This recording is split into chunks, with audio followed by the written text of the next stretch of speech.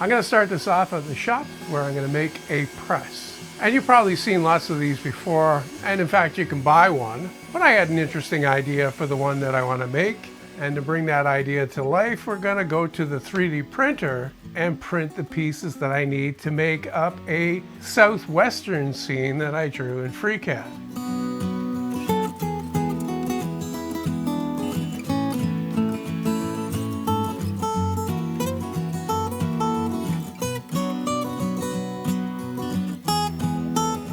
Now the idea here is to print these parts thin, but since I want the shade to be different in each one, I can print them with 2 colors. So in effect, I can use a limited number of colors to make a wide variety of shades.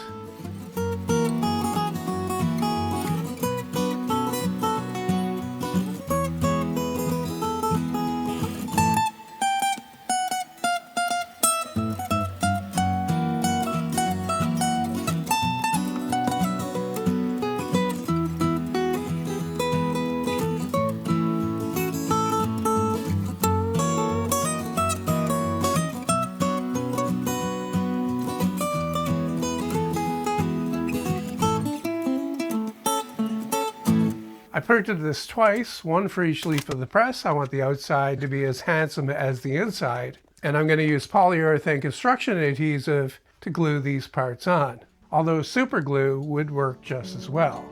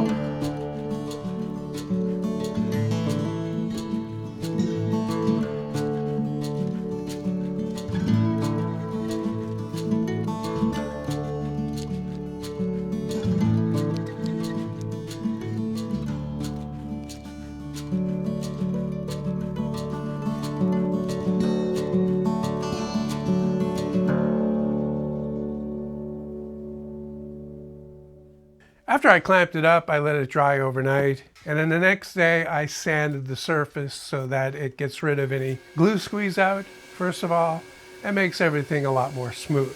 And then I sprayed on several coats of sealer to seal the plastic and also finish the plywood.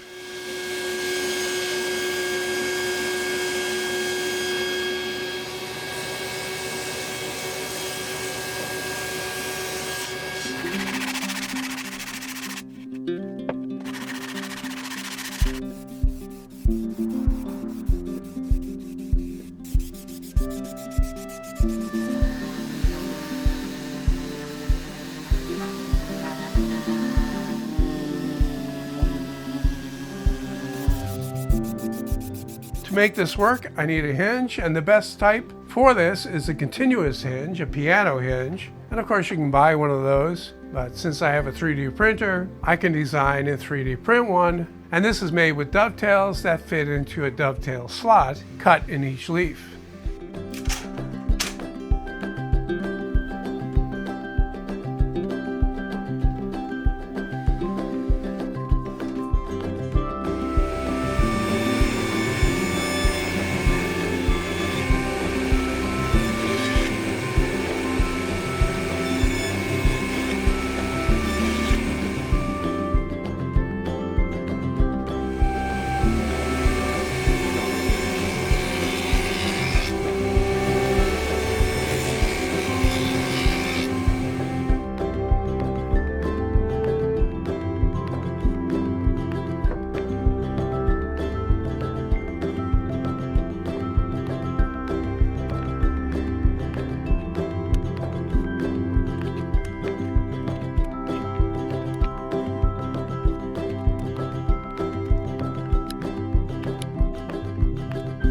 These can be glued in, but I don't think that's needed. Instead, I'm going to use small screws and drive those into the 4 end caps. And here you can see how it opens and closes like a book.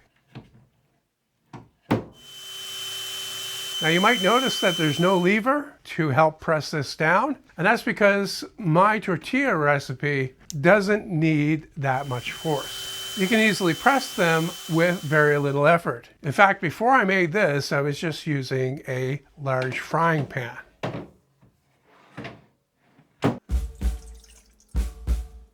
Now that the press is done, I can actually start making tortillas. And the recipe is 1/2 cup of water that I warm up on the stove. And then I add about a teaspoon of yeast to that and 1 cup of flour. This happens to be whole wheat, although having a plain works as well to give it a little bit more flavor. I generally add pepper and Cajun spice, and then I mix it up real good, and you can see how wet it is. And that's key, it has to be wet. And then I leave it to rise for about 30 to 40 minutes. Now when I mix it up, I forgot to add the 1/2 teaspoon of salt, but doesn't matter, I'll add it now and mix it in. And now I need to take it out of the bowl, and I'll get some flour in there to help with that, and cut it into 4 pieces and form those into rough balls.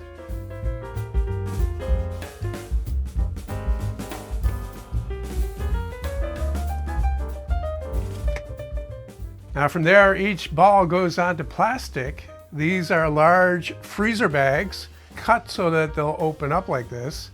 And I reuse these over and over again. I just wipe them off after I take the frozen tortilla out. And that's the point here, that's the key. You got a very wet dough here that's almost impossible to handle. It crushes down very easily, but to get it out of the plastic, you need to freeze it. It needs to be frozen solid, taken out of the plastic immediately, and put in the pan. What I do is I press them at least 2 times, letting them rest in between, and that way they come out to the maximum size and maximum thinness before I put them in the freezer. And then I have them in the freezer for about an hour, although you can leave them in there for a lot longer. You can make these well ahead of time. Now to cook these, you need to do a little bit of homework first. You need to figure out how much heat you need to keep this pan at around 400 degrees. And I put a handy mark on my stove, and you can see it here to remind me where it needs to be. I let the pan heat up for 5 minutes, and then I put the first tortilla in, and I cook it on one side until the top looks dry. And then I flip it over, give it another minute or so, and then I can put it in a container to keep it from drying out. And that's all there is to it. Now, like I said, you don't have to build a press, you don't have to buy a press. You can use a large frying pan or a pot big enough to crush these down nice and even and flat.